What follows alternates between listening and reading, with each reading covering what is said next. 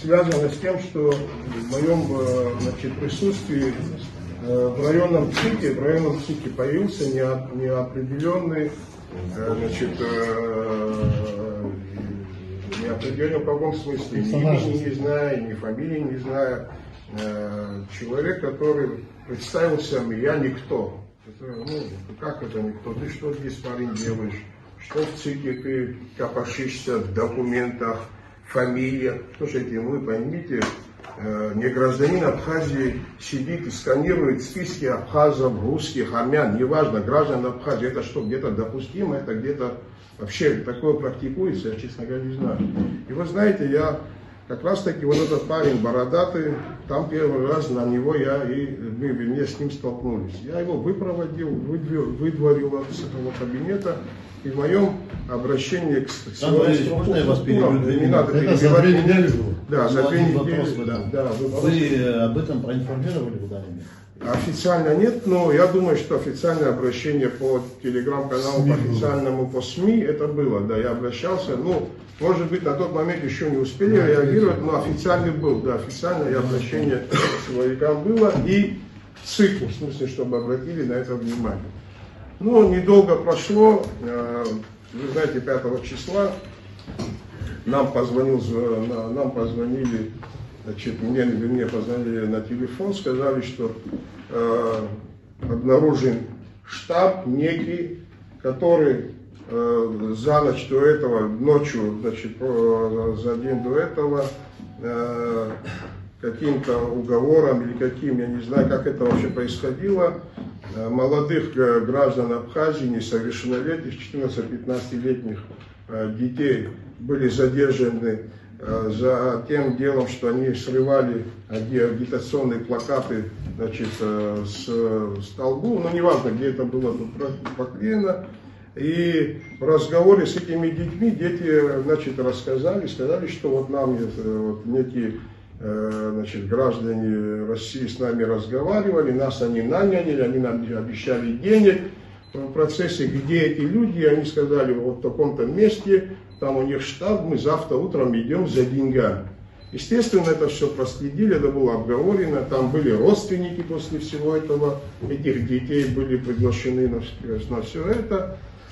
Я так понял, что они с родственниками пришли туда, там какой-то у них разговор был, видимо, уже встреча некая произошла. Естественно, я не скрываю, я Ишсо Иванович Такали, которого, кстати, все хорошо знаете, бывший зам генерального, значит, прокуратуры, зам генерального прокурора Абхазии, в свое время еще работал в Совдезе Абхазии, все его хорошо знают. Мы, естественно, туда пришли, там уже много было людей. Конечно, я не скрываю, что я общался. И еще раз говорю, но какое было у меня удивление, когда я зашел в это здание, опять обнаружился этот бородатый человек, которого я неделю, 10 дней до этого увидел. Вопрос, кто вы, что вы. Один говорит, я просто курю. Тот повзрослее, что сидел, он вообще сказал, что он, в смысле, отдыхающий, случайно зашел туда. Ну, вот это уже известный человек Рева, который в своем когда рассказе начал говорить, что вот он редактор газеты некой, и обратился, что к тому человеку, который только что минут за 5-10 говорил, что он вообще отдыхающий, он просто случайно зашел, сказал, что этот человек тоже со мной работает. То есть он начал выдавать все. Этот бородатый, который говорил, что он вообще никогда не был ни в каком ЦИКе, слава богу, есть глава администрации, есть ЦИК, в котором он был, там люди есть, то есть желание есть перепроверить эту информацию, надеюсь, все это можно проверить. Ну, понятно, вся эта ихняя игра, понятно.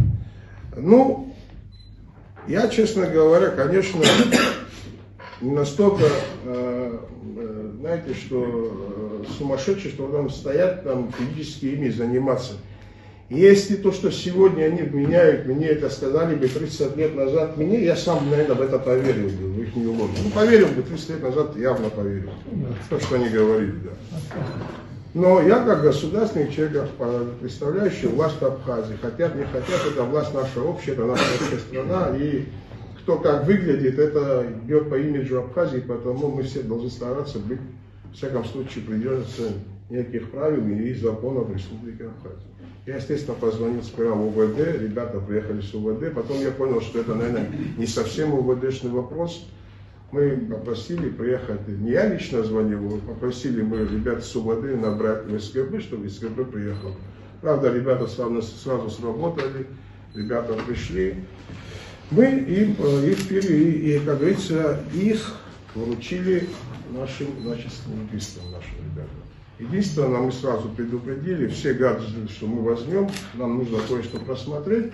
В целости, сохранности, не удаляя никаких информационных вещей, мы это все передадим. Там, буквально через некоторое время мы все вот эти гаджеты, телефоны, мы все в СГБ отдали. Вот как бы хронология всего того, что сейчас, может, какие-то детали, сейчас мелочи упускаем. В общем, в принципе, вот такая ситуация была. Теперь, честно говоря, я не знаю, нуждаются ли наши правоохранители в том, чтобы, скажем, предоставить документы, но в любом случае мне это не трудно, я, наверное, председателю СГБ все равно эти документы ему отдам, когда будет он уходить, но некие, пару документов хочу вам представить. Значит,